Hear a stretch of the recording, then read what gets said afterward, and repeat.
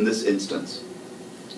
And I have no doubt that as the PwC investigation continues and the results are publicly released, it will be senior politicians and officials who are exposed. Let me be clear, I will not be deterred by smear campaigns or political pressure or even threats against my life. My mandate is to clean up the department and to make it an economic delivery unit. And that is exactly what I intend to do relentlessly. And despite the noise and the intimidation I've experienced, we remain determined to reach our goals. Ladies and gentlemen, I can now reveal that I have received feedback from the department and PwC that in February this year, at an introductory meeting between the PwC investigators and the board of the IDT, various officials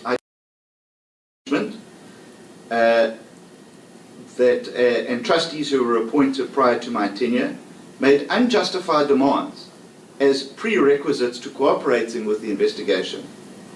These included that the department must obtain prior approval from the Department of Health and that the department provide the IDT with the investigation's full term of reference.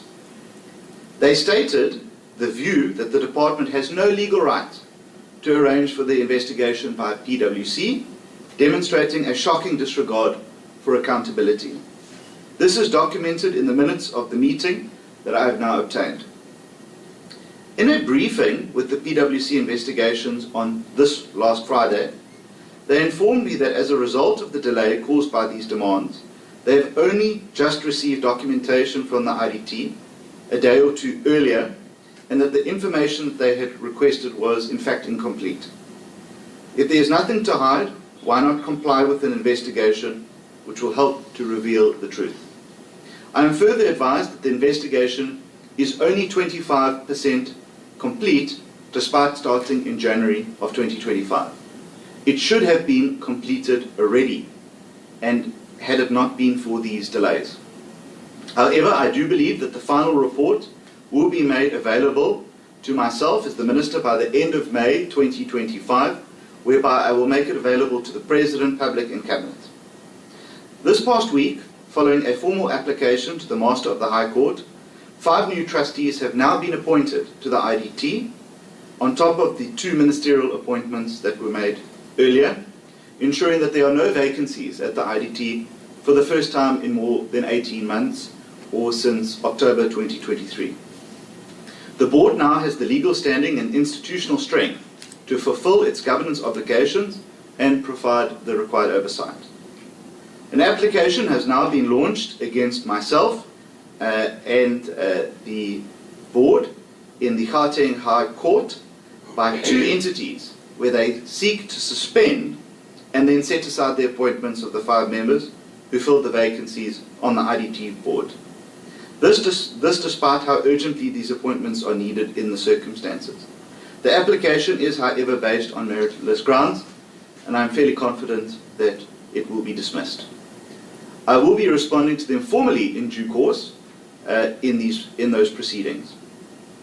The same entities have also taken to social media to spread meritless accusations and to litigate these issues in the public domain to seek sympathy. I also want to say it's disappointing to see in the Sunday World this morning that the Black Business Council, who I have much regard for, has unfortunately also fallen into this trap as well. However, I want to emphasize that in my view, it's not a coincidence that the litigation comes in the context of the fight back that I have set out. The board will be meeting tomorrow to elect a new chairperson, and I urge them to ensure full compliance by all members and the executives with the PwC investigation. I also wish the board members well as they assist the board in embarking on the critical task of cleaning up the agency and restoring the IDT to its rightful position in delivering quality social infrastructure on time and on budget. And I look forward to the swift conclusion of the PwC independent investigation to ensure accountability, including potential criminal prosecution where necessary. Today, I would also like to announce that I'll be recommending to the board that they authorise lifestyle audits across senior personnel of the IDT. Furthermore, I can also reveal that the department is on track to ensure that the interview and selection process for the next board, whose term begins on the 5th of July 2025, will be completed on time to allow for a seamless and smooth transition. Ladies and gentlemen, I am also deeply concerned about the fresh revelations and allegations of tender rigging to favour companies as revealed by Amma Bongani this week. The reports show possible bid rigging in a 436 million rand project set for road rehabilitation in KwaZulu-Natal, with key documentation possibly being ignored. As I have detailed above, we have faced an active fight back as we work to clean up the IDT and restore good governance at the agency. It has not been easy, especially when one is accused of corruption and being subjected to very serious character assassinations. But, despite the difficulties, I will remain resolute in my commitment to the people of South Africa and to building a better South Africa. We will not be determined, we will not be distracted. I urge South Africans to keep this in mind over the next few weeks and months ahead. Remember that there are vested interests which are against our attempts to stop corruption and save public money. But I don't serve them. I serve you, the people of South Africa. The fight back would not be as coordinated and sophisticated if the individuals did not have so much to lose. And I have no doubt that there will be names and faces to those losers in time to come.